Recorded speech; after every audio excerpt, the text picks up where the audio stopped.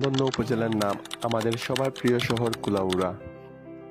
আর এই কুলাউড়া নামকরণে অনেক অজানা ইতিহাস এবং ঐতিহ্য রয়েছে, চলুন তা একবার জেনে নিই।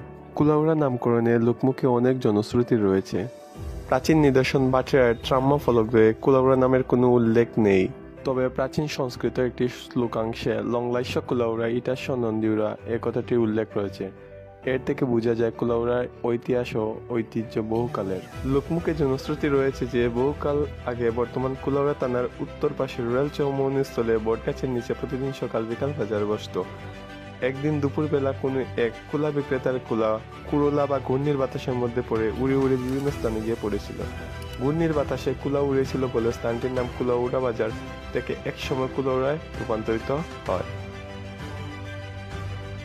আবার এমনটাও শোনা যায় যে অতীতে কুলাউড়ার জন্য এই এলাকাটি প্রসিদ্ধ ছিল বলে স্থানটির নাম কুলাউড়া হয়েছিল।